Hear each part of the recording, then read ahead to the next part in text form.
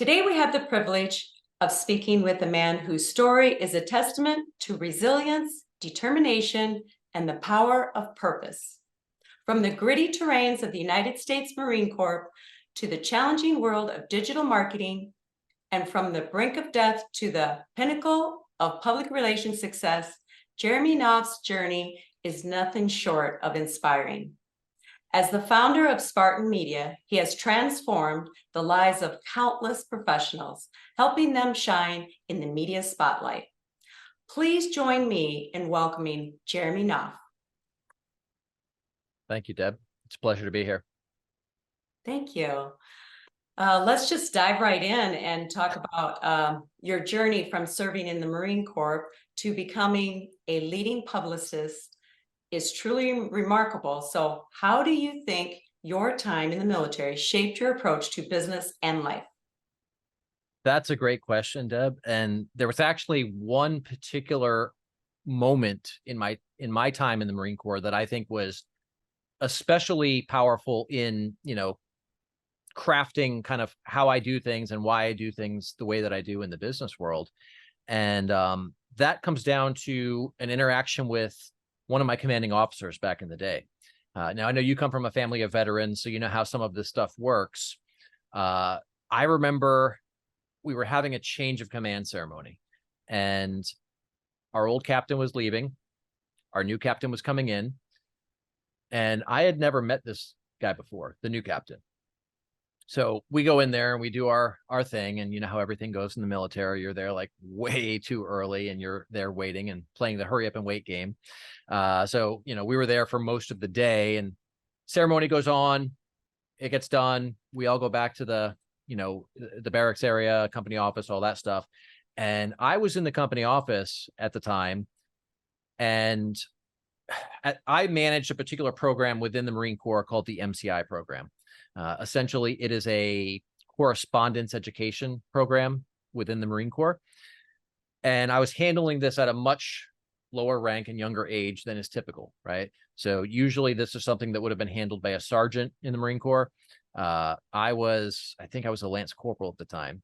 But I was handling it because through my last chain of command, I had demonstrated, lots of discipline, lots of ability to get things done, make things happen, all of that.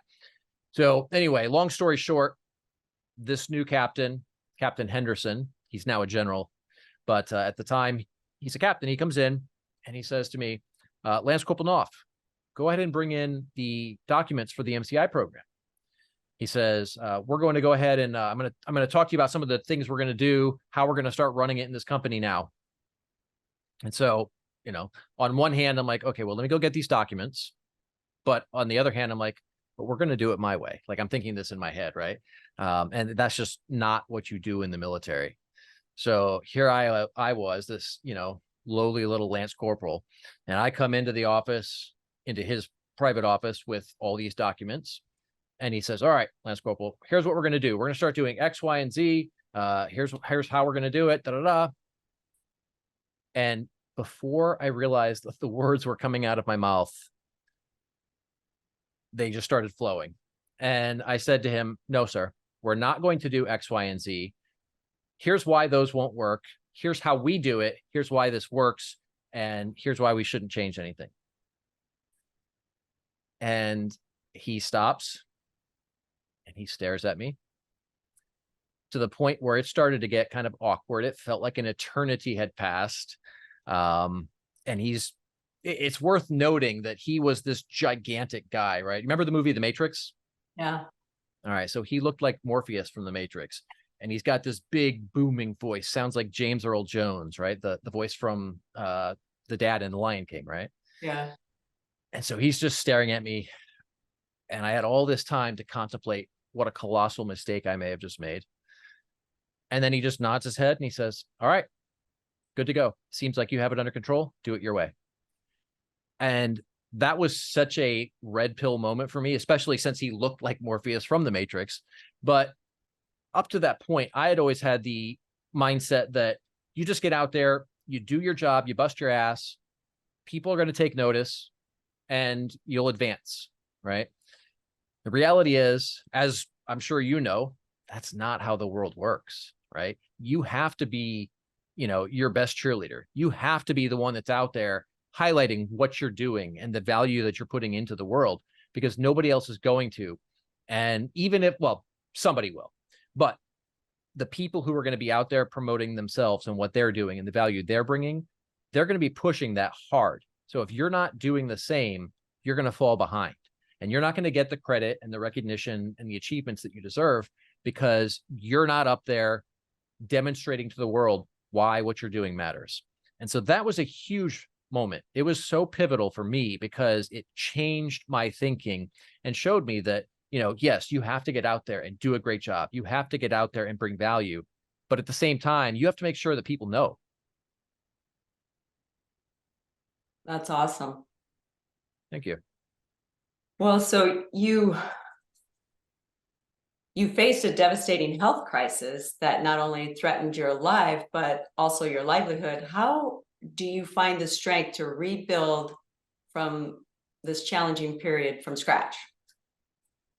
I will be honest with you. Sometimes I wonder that myself, but a lot of it really comes down to finding a mission, finding a purpose that's bigger than yourself. And this is one of those things that some of this lesson came from the military as well, right? Because you look at what we do in the military, especially when you look at the, the combat arms side of the military. You don't have the things that you have to overcome in that kind of a situation, whether it's combat or even just training. The things that you have to overcome are insane. And you're doing it a lot of times, not for yourself, but, to protect the life of your brothers to your left and your right. Right. So the same applies out here in the civilian world. And for me, that was kind of how it all came about. When this health crisis that you mentioned first hit me, like, I was completely blindsided. I got sick. It was a combination of things that triggered it. But essentially, once I had been sick for a little while, then I got hit with this autoimmune condition that basically caused massive inflammation in my body from head to toe, from skin down to bone. And it was the most pain I've ever felt in my life. To put it in context, I was in the hospital around that same time for something completely unrelated. It was a kidney stone. And they had given me 2 doses of morphine for that. And that took off almost all the pain from the kidney stone, which anyone who's ever gone through that has said that it's absolutely brutal. And women that I know have compared it to childbirth. So obviously I can't be certain of that. That's just what I've been told. But the morphine didn't even take the edge off of this other pain that I have from the autoimmune condition. Wow. So it's not going to surprise anyone to hear that, like, that completely destroyed my mindset. I was devastated. I was in pain. Like, I was miserable. I was angry. I was sad, anxiety, depression, everything just all rolled into one, because you've got this massive pain at a level that you just, like, I can't even comprehend it myself. And I went through it. It was like nothing I've ever felt before. And I still deal with it to this day.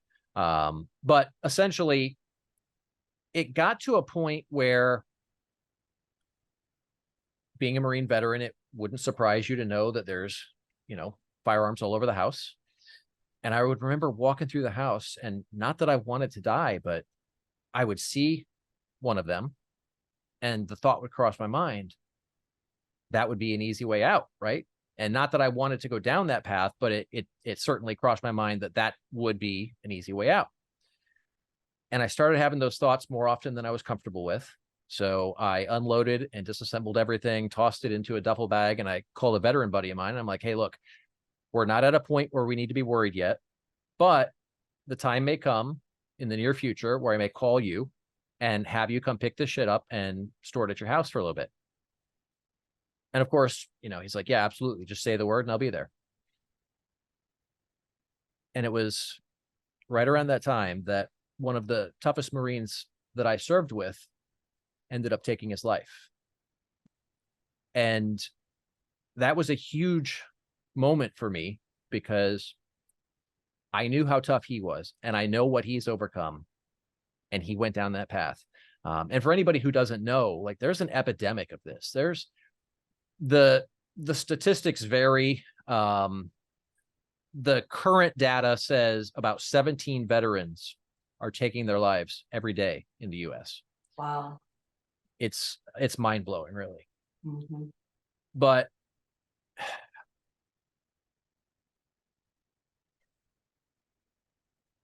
when that happened, you know, like I said, I know what he's capable of. I know what he's overcome. I know what he's been through. We've been through some nasty shit together. Yeah. And for him to take his life, and then here I am, and I know what I'm going through, and I know what I've been through, and I know what I've overcome, and I'm having these thoughts. And I realized like this can happen to anybody. Mhm. And that was when I started being very vocal and outspoken about what I was going through, right? Not just on a physical level, but on an emotional level, and on, you know, how it was impacting other areas of my life, my business, my relationships, my mindset, everything. I started being very vocal about this on social media. And I will tell you, that was one of the most awkward things I ever had to do. I mean, can you imagine getting out there and just bearing your soul to like the entire world? Yeah, It that's it pretty was it was heavy. hard. Um, what's that? It's very hard to do. So, and then Yeah, to be able to talk about such a personal story is even harder. I mean, I can imagine. yeah, indeed. But so I started doing this, and then other people started engaging on that, and they're like, oh my God, like I was going through all this stuff, and you know, I thought I was the only one, and I didn't, you know, didn't realize anyone else went through this kind of stuff. And then so like, you know, initially it kind of started as this kind of cathartic thing. And then other people started reaching out, and they're like, oh my God, like I was going through XYZ, and I was like on the verge of breaking. And, you know, I read this, and it inspired me to, you know, pick up and just keep going. Mhm. And then, so I did it more. And then I got more people reaching out, telling me how they were being helped, how they were being, you know, inspired and motivated. That then evolved into me counseling other veterans. So it then got to the point where everybody in my circle, they knew that if there was somebody struggling, you know, obviously veterans, but not only veterans, Mhm. if there was somebody that was struggling with something like this, they could put them in touch with me. They had my cell phone number. They could give that person my number, and that person would call, and I would take the call. And I remember this one guy, and I'm not going to say his name, but a friend of mine from high school called me one day, and he's like, hey, I've got this guy. He just got back from Iraq, and he's like falling apart. You know, we've got great insurance. We've sent him to all these therapists, or he has the ability to go, and he has gone. And nobody's been able to help him. He's like, would you mind having a call with this guy and see if you can, you know, help him in some way? I was like, yeah, of course. Absolutely. Give me his number, or give him my number and tell him to call me. So he did call me. And this was while my wife and I were out of town. So I went outside, spent about, God, I think it was about maybe 2.5 hours on a call with him. And he's talking about what he's going through, and what led to this point, and this, that, and the other. And, you know, we got to a point where I felt like he was in a pretty strong place. He was in a much better mental state. And so we wrapped up that call. At this point, it's like 11 o'clock at night, I think. And I go back in the house. Now, because of the health stuff, my phone goes into do not disturb mode at like 8:45 or something. So, you know, that helps me make sure I get the sleep that I need to continue healing. So I looked down at my phone, and I noticed there was missed calls. They didn't ring because it was after 8:45, right? So I look down and I see a missed call and a voicemail from him, and I'm thinking, oh shit, like is he falling apart again? Like, so I immediately called him back, and I was like, hey, I just saw you. You know, I had a missed call. Are you okay? And he's like, I'm fine. And he's like sobbing. And he's like, I'm fine. I'm fine. He's like, he's like, I don't want to talk about it right now. Just go listen to the message when you want. Everything's okay. I'm good. I'm good. Just go get your rest, and you know, we'll circle back later. I was like, all right. And I went and I listened to the voicemail, and he's like just sobbing, complete breakdown. He's like, I don't know, you know, how everything came to be, but I've seen all these other therapists and I was on the verge of ending it all. And like in this brief period of time that you and I talked, he's like, you got it. You got everything. You understood me. You understood where I was coming from, how I felt, all of this in ways that none of these other so-called professionals did. And like, I'm in a better place than I've been in years and da, da, da. And like, that has become a mission for me, right? Like I've got a certain number of stories like that where people have specifically told me that because of our conversations and what we've talked about, how I've helped them, that they've been pulled back from literally being right on the verge of suicide. There's also an undetermined number of people who have been impacted. Like I know various people have reached out, through text messages, DMs, stuff like that. I don't know how close they were to it, but I know there's an undetermined and undeterminable number of people that have been saved from it. So that's the approach that we need to take is finding a purpose bigger than yourself. Because when you're trying to do something for yourself, you're going to put limits on it. But when you're trying to actually serve, you look at somebody like, I don't know, some people love him, some people hate him, but Tony Robbins, right? He's driven by helping people. There's a lot of really prominent people in, business and entertainment and various other industries who are doing something it's not just about the money. It's about some kind of mission, whatever their mission is. And that's the thing that gets you through adversity. Because when it's all about yourself, that's where you start feeling self-pity. You start complaining that things aren't fair. You start, having envy, right? And jealousy. Whereas when you're grateful and you have a mission that's bigger than yourself, that's what's going to get you through those late nights, the pain, the uncertainty, the doubt, the fear, all of this. And that really is one of the biggest pieces of advice that I can give for getting through any kind of adversity. Wow. Well, you have quite a powerful purpose now. I mean, you're Yes. helping millions of people's lives. So, I mean, that's pretty big. That's pretty big purpose. That's Thank you. awesome. Yes. You've spoken about the silver linings that emerged from your health crisis. How do you think adversity can catalyst your growth and change? I think it can do that in a few different ways. So, so the silver lining thing that you touched on, we kind of unpacked that a little bit, right? It's as horrible as my health situation was and, how it affected me. The silver lining in that, of course, was I know a certain number of lives that were saved as a result of me going through this, right? And it sucks. It's not fun. It's not pleasant, but it's worthwhile.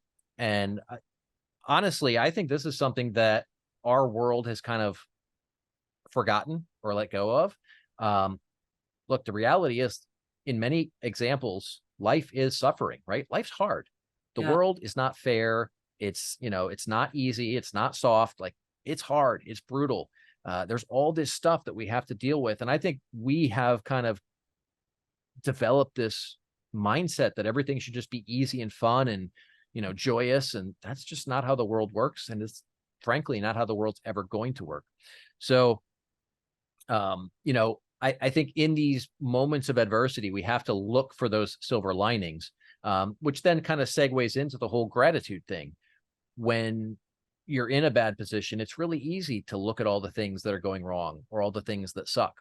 Mm-hmm. But when you can focus on the things that you're grateful for, it really transforms your mindset and it changes your brain chemistry. It changes your body chemistry and allows you to do things that you could not do effectively if you were in that negative mindset, right? So that was always a real tough one for me, was the gratitude. It's like, gratitude? Like, I literally feel like I'm dying. I feel like I'm being electrocuted and burned at the same time. How the hell do you expect me to have gratitude? So I had to get out of my own way, and I had to do things that felt unnatural, right? Like, so one of the I have this thing where I'll kind of run through phrases of things that I'm grateful for.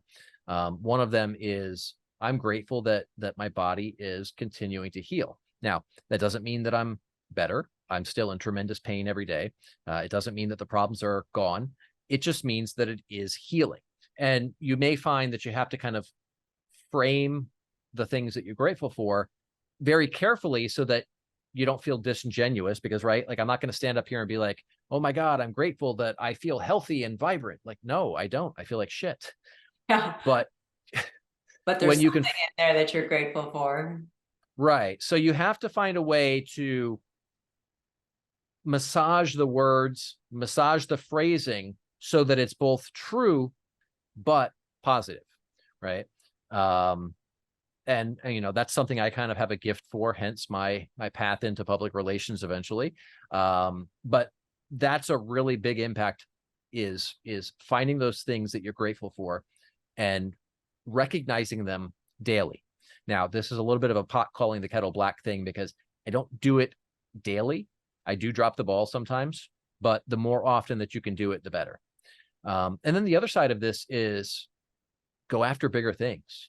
The bigger things you're going after, you're really going to start expanding your mind, right? Like, I remember when I started my first business, which failed. And I remember worrying about how I was going to pay my $456 a month mortgage. Like, I spend more than that on my electric bill now, right? So, like, the more things that we do, the greater challenges that we take on, as things evolve, it opens up our mind. It opens up our perspective of not only what we're capable of, but also what's possible in general. So that's a huge one. And there's actually a really good book that I would recommend anyone read or do the audio version of, for something like this as well. Have you read or listened to Can't Hurt Me by David Goggins? No, I haven't. Oh my God. Okay, so this guy, so he's a former Navy SEAL. What was the name He of the book again? it's called Can't Hurt Me. Can't Hurt Me. Okay. Yeah, he ended up coming out with a second one, I think it was last year or so, called what the hell was it called? Never Finished. But basically, I have gone through some crazy things in my life and overcome some insane challenges. This guy makes me look like the softest thing ever. Like, he went through Hell Week 3 times, right? Like, the only Navy SEAL in history to have gone through Hell Week 3 times. The third time, most of his time in Hell Week was on stress fractures throughout his shins. Wow.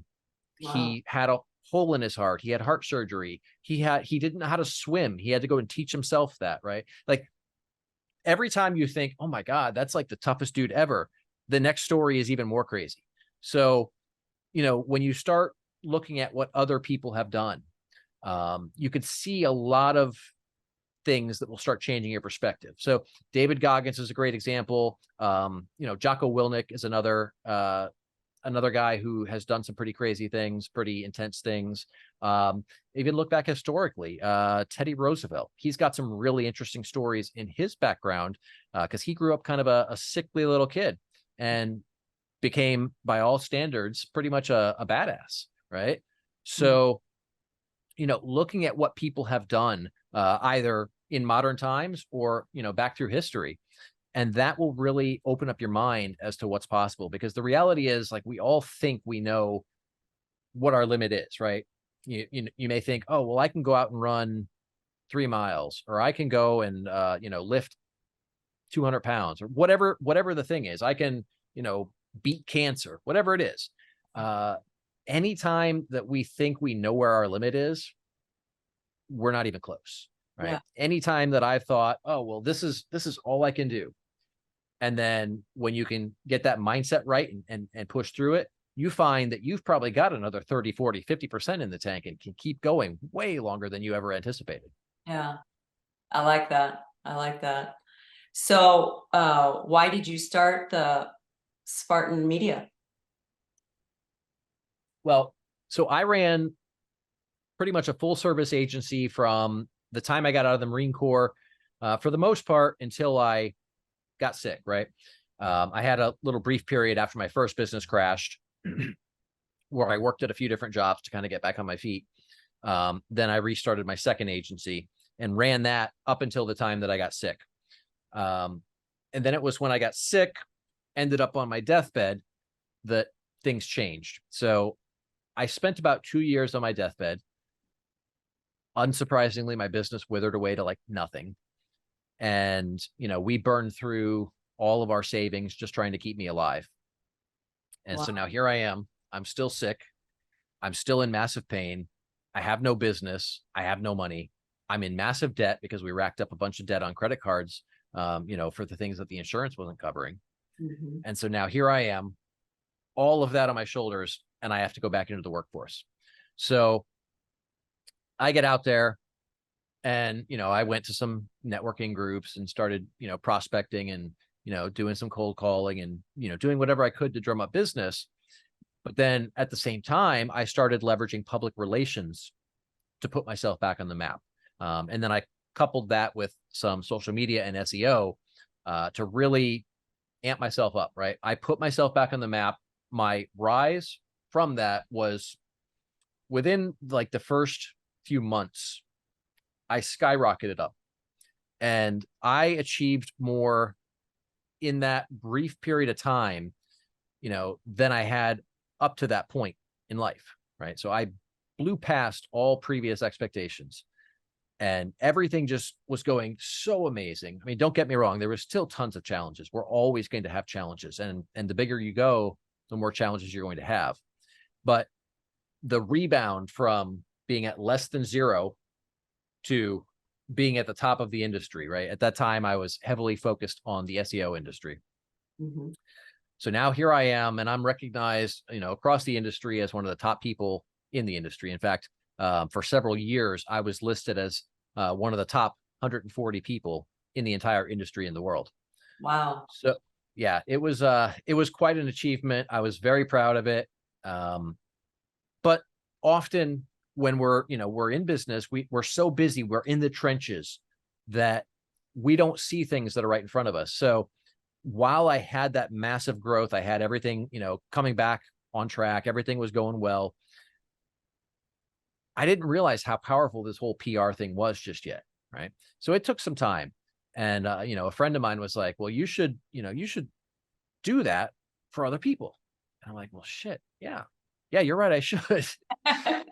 It's like, I saw firsthand how powerful it was. But because I was so busy in the trenches, doing the work, building my name, doing all the things that had to be done, like I just didn't see that opportunity in front of me, which really highlights why we need to have smart people in our network, right? We shouldn't try and just do everything ourselves. We shouldn't always try and be the smartest person in the room.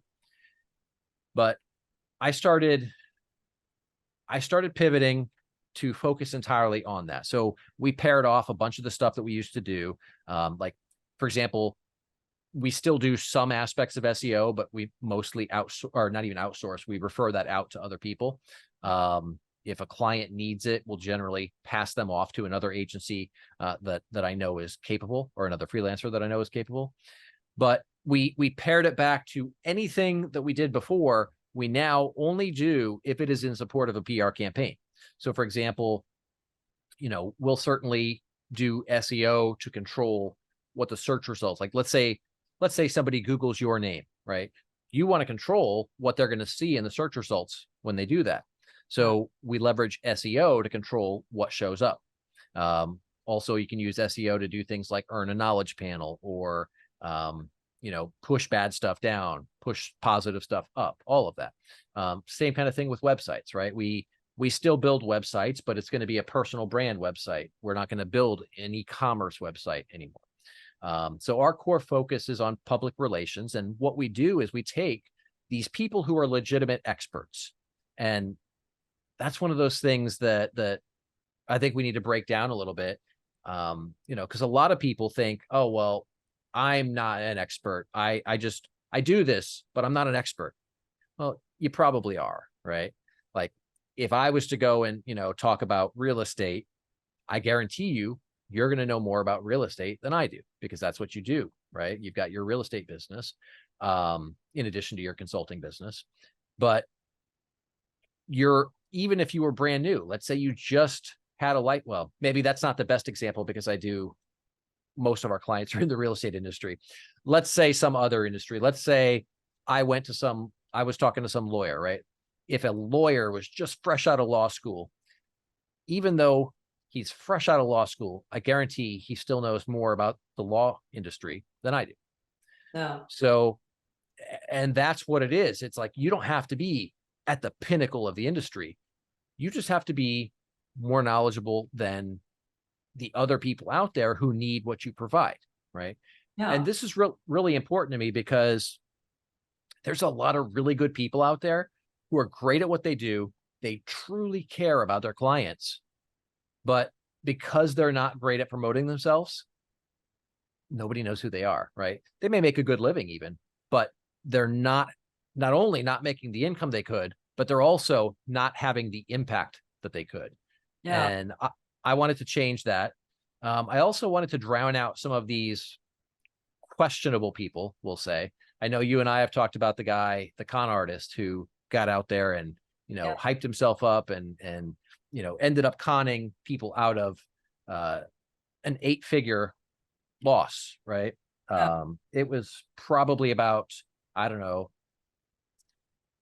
4 or 5 dozen people that he conned, but he leveraged that authority status to do it. So I wanted to elevate the good people, help them achieve more, help them have more impact, while also drowning out the other people who should not be up there, who should not be, engaging with the public and doing what they do, either because they're, frauds or because they're just not good at what they do. Yeah. Yeah. So what do you believe is the transformative power of media exposure for professionals? Honestly, it's an absolute game changer. I mean, I saw it in my own life. I went from, being successful, but not anywhere near where I wanted to be, but also at the same time, I was relatively unknown. Whereas once I got that publicity and then I leveraged it effectively in my marketing, everything blew up, right? My business got much larger, revenue increased dramatically. My name recognition was off the charts. I mean, I've been on several TV shows since then. And I'm not just talking about like, news stuff. I'm talking like actual TV shows. I mean, there's several multi-millionaires, several billionaires, people that you would know, people that own sports teams, people that own major media outlets. Like, these are people that I can now pick up the phone and call, right? Because of this, right? So it's created an immense amount of opportunity for me, not just the revenue, but just everything else that's opened up for me, right?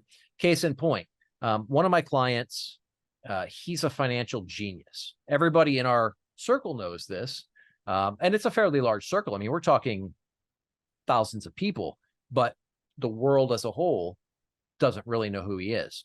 So he came to us about 3 years ago, and we ended up, earning a ton of positive media coverage about him over the last 3 years.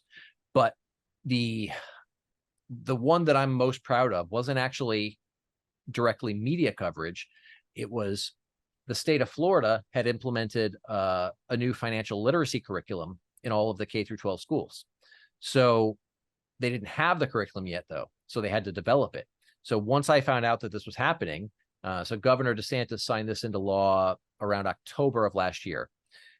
I reached out to the Department of Education and through the DeSantis administration, and I got my client, the financial expert I mentioned, seated on the working group to help them develop that curriculum. Wow. Then we turned that into a bunch of publicity. But the other problem was, of course, you know how kids are. Kids don't think they need to know this stuff.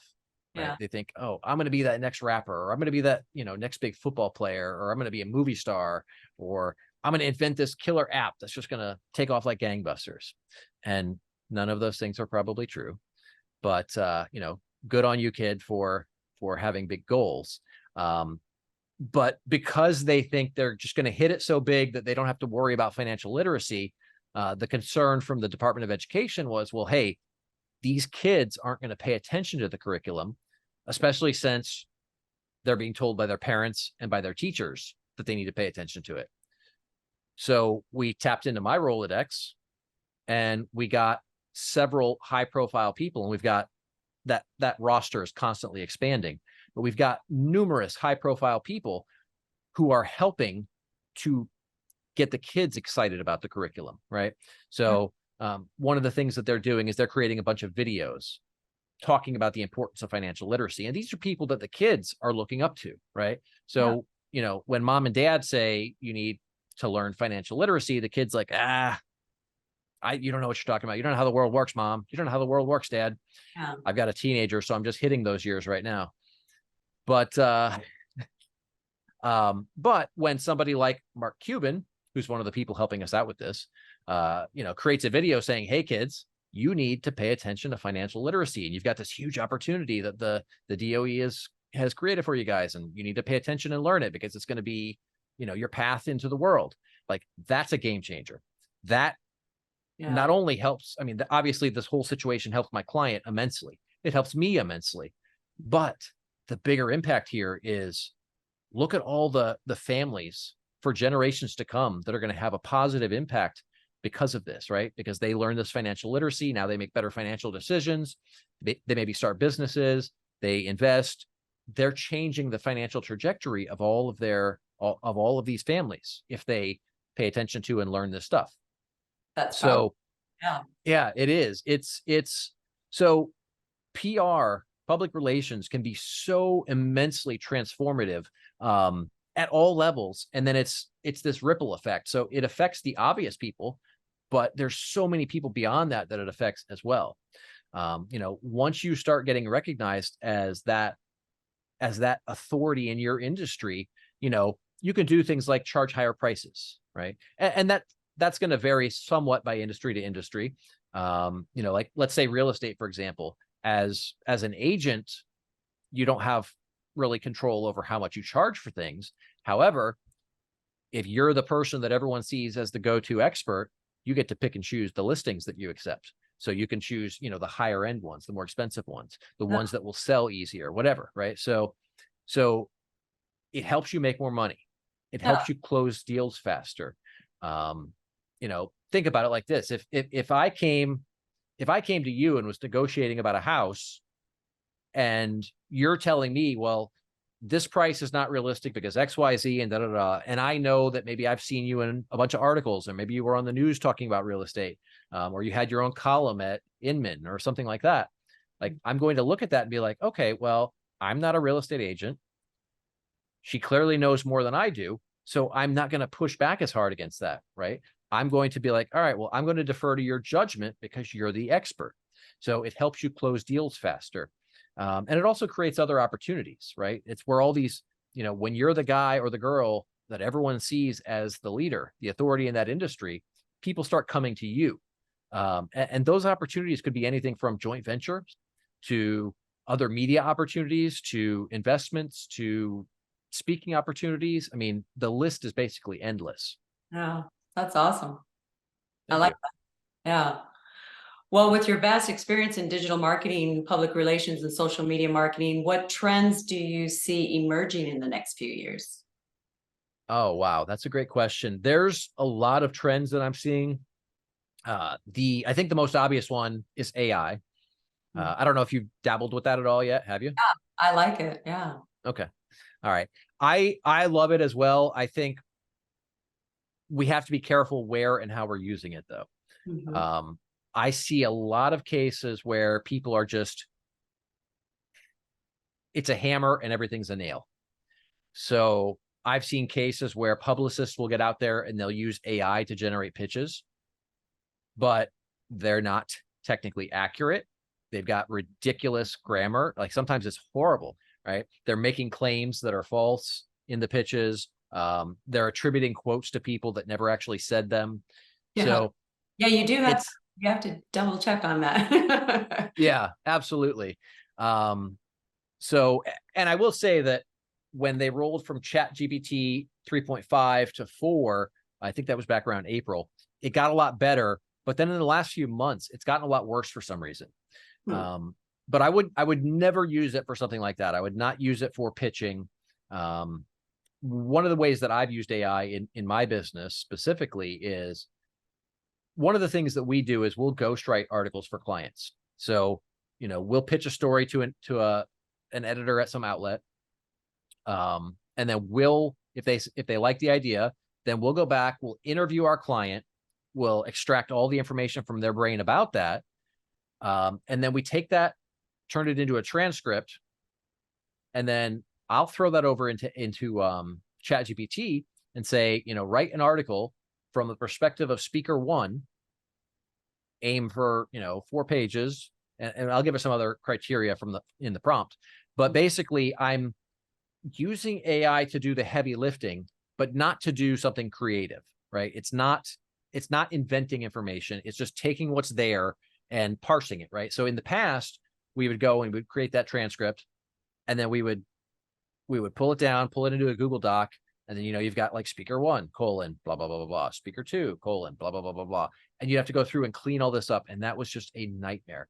And, if you're dealing with a complex topic, that interview alone might be 15, 20, 30 minutes, maybe an hour even. And then we have to take that and distill that down into a nice, tight, concise article. That would take us, anywhere from a few hours to, 4, 5, 6 hours sometimes in some cases. Yeah, I think it saves a lot of time. Yeah, when I dumped it into ChatGPT, and we've actually got a lot of things automated as well, which is one of the trends we'll talk about. But when we would dump it into there and run through the process like I just described, I could have it done in like 15 minutes, if that.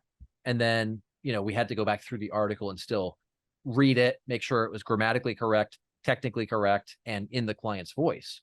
But that saved an immense amount of time on that one specific task. So AI's got a lot of really cool opportunities.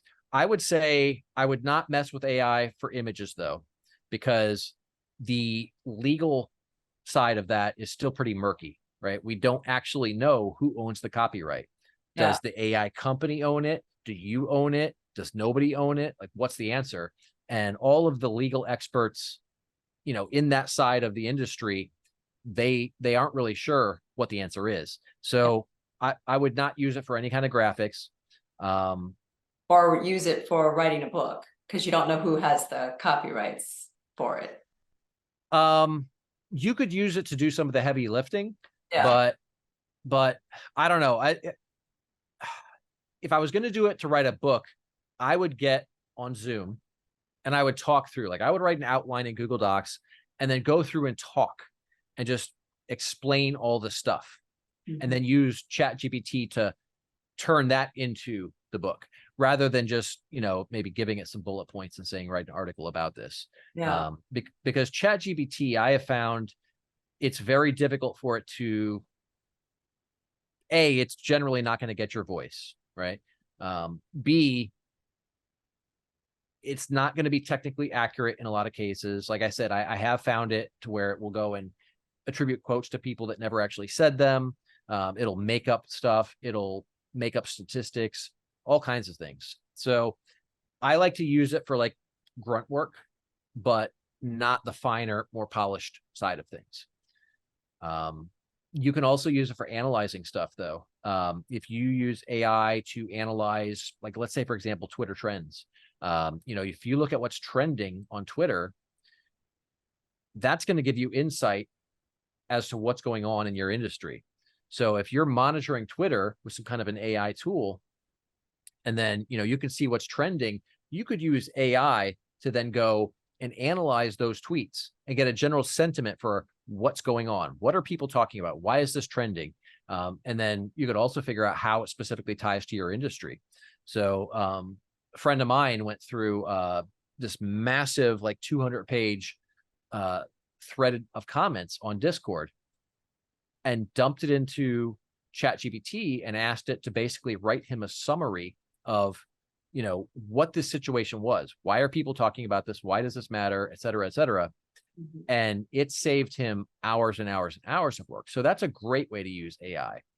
Trying to think of if there's something else that I've used it in. Yeah, nothing else is jumping to mind, but there's a lot of ways you can use it to analyze data, to parse data, to take messy things and make them more organized. But I just definitely wouldn't use it for, that finer, more polished work. No. Yeah, I was just gonna say automation is another big trend that I'm seeing. So this is something we started doing a while ago. And there's always room to find more ways to do this, but there's tools that basically connect other tools, which back in the day, you may be old enough to remember this term, middleware. Does that ring a bell? No. Okay. Darn, I'm not old enough. So middleware was a term that IBM used back in I want to say the late 80s through the 90s, where basically it was their proprietary tools, but it was connecting other tools together. So that's what we have today, but it's far more accessible, it's far more scalable, and it's far more broadly applicable.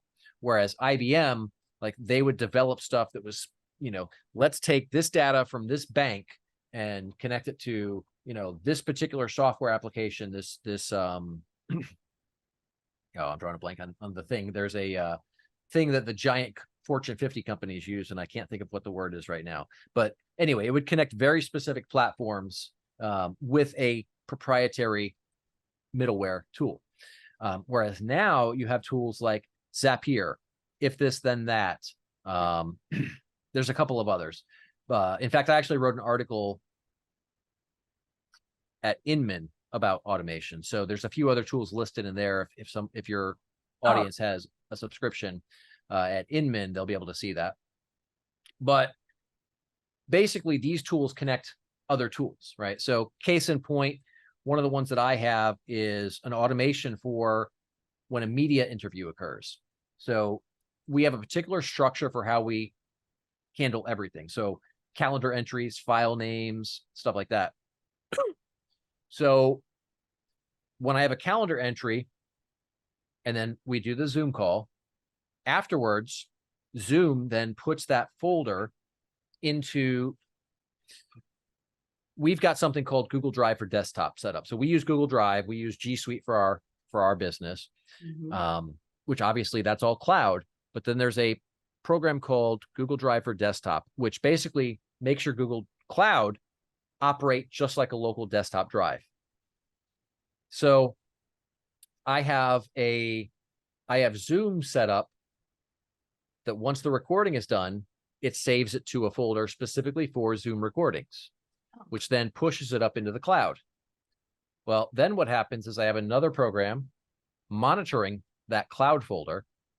And when a folder arrives in that folder that has a particular criteria, so the term media interview is in the title of the folder. There's some other criteria in there as well. Once that shows up in that folder, then what happens is that middleware, Zapier in this case, goes and it starts extracting information. So it'll go into the folder, it'll dig through the folder, and there's a lot of custom programming to make this happen. This is not like an off-the-shelf kind of thing, but I will say Zapier and If This and That and Make and all these things, they all have very simple, like you don't have to know how to program to do a lot of different automations, right? We have the resources in-house, so we're able to make it do more complicated things. But it's monitoring this folder. Once that's there, it then goes through, parses through the folder, finds the audio file, it extracts that audio file, it uploads it to Rev, it gets a transcript created from it, then it monitors a particular email inbox to look for the notification to say when that file's done. Then it grabs that file, it uploads it into our project management system, it assigns that task to one of my team, and then they take that transcript and they take the next steps from there, at which point then, I would then take that and I would turn it into what we need to turn it into, and then pass that on to the journalist, right? So all of this stuff happens. What's that? I hope people are taking notes because I'm learning a lot. Yeah. So, I mean, you're only limited by your creativity. There's so many things you can do with this. It's mind blowing. So I think that is going to take a much larger role, especially as the economy gets worse. We're already seeing inflation is still, despite the fact that they're now saying it's, I don't know, 3 point something. We all know those numbers are not real. They've changed the way they report those. So inflation is still off the charts. We can see it when we go to the grocery store. We can see it when we go to Walmart. We can see it when we go to the wherever. So inflation is still obnoxiously high. Consumer confidence is through the floor. Credit card debt is through the roof. Like, the economy is going to get a lot worse. So as that happens, you're going to see a lot of businesses either go out of business or find ways to automate some things to reduce their costs. Yeah. So that's going to be a big trend. I also think we're going to start to see a lot more focus and emphasis on, personal brands. We've already seen it where, I mean, look, today, everybody's expected to have some degree of a personal brand. Everybody is expected to have content out there on social media. That's only going to continue to increase. I would say that's the big trends that I'm seeing right now. Well, as someone who has reinvented himself multiple times, what's next for Jeremy Knauff, and any new ventures or missions on the horizon? Man, that is a loaded question. I've got so many things. There's some that I'll share and there's some that I won't share yet. So I know you and I talked about my book. That is coming out here pretty soon. That's called The Public Relations Manifesto, where we will break down the exact strategies and tactics that we use in my agency for our clients every day. And this is for people who want to, go out there and try to earn their own publicity, right? Maybe they're not at a point where they can hire an agency. There's a lot of agencies out there, but the good ones are financially out of reach for a lot of entrepreneurs. So I wanted to create something that everybody can use, right? Like, I don't care how small your business is, you can afford a $20 book, and then just put in the work and do the things that's in there, right? Yeah, that's so awesome. Yeah, so that's one of the big ones. That one's actually, it's done. We're sitting at about 50,000, 55,000 words right now. I just need to get it edited, and then that's going to be going live. Awesome. I've got a few other things, but I think we'll hold off on sharing the other things. That's the big one for now. Well, that sounds like a big one. What on your book, what can the audience expect? When can they expect that coming out? Maybe you might know. Is it going to be soon? Yes. Okay. It is going to be soon. I would like to have it ready to go by November. That way we can kind of get into the whole Christmas season, and the people who are going to take that information and execute on it, that will give them, as we go into the holiday season, things start to slow down. That'll give them time to go in, learn the material, and then start to apply it in their own business. So I'd like to get that ready, available by November is what I'm aiming for right now. And then it'll just be available on Amazon. So anybody anywhere should be able to get it at that point. Awesome. Do you have something for our audience that they could use now, that they could get started on? I do.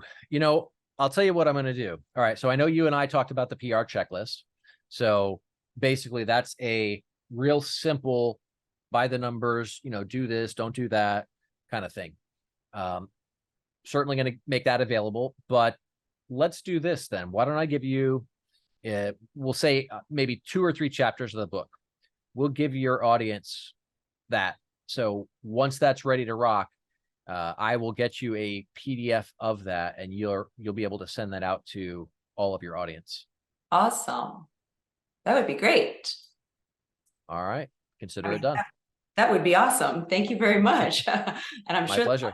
will appreciate it too. Especially, just like you said, small business owners or solopreneurs, they just don't have the resources or the financial ability to, pay for expensive media. So they have to, start somewhere. So this would be a great place for them to start, and can't wait for your book to come out. Thank you. One other thing I will throw out there is I actually have a private group on Facebook called Authority Declassified. And we go in there. I haven't been active in there lately, but we're kind of jumping that back up. In fact, we've got a call tomorrow where we're going to be teaching some of the PR strategies and tactics that we use.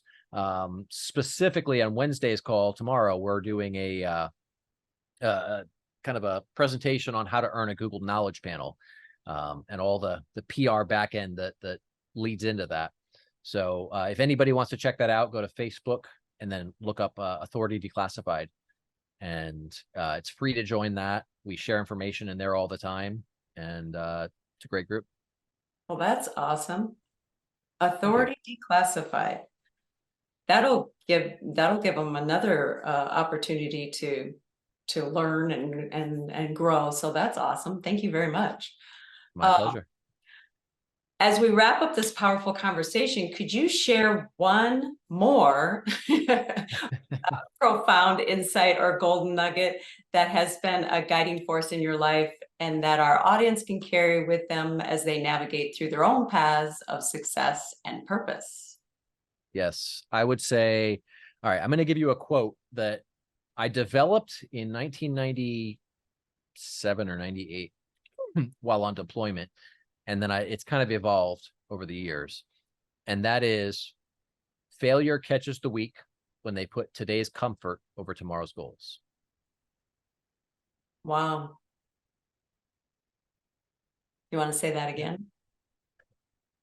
Failure catches the weak when they put today's comfort over tomorrow's goals. You know, a lot of times I see people who are like, well, I want to do that big thing, but I'm going to watch a show on Netflix, or yeah, I want to make that call, but you know, I want to get home and get some dinner, right? Mm-hmm. When you start putting your comfort above your goals, and this really ties back to the beginning of the conversation quite neatly, is, you know, when you don't have that purpose, that mission, that's where these kinds of things start to happen, right?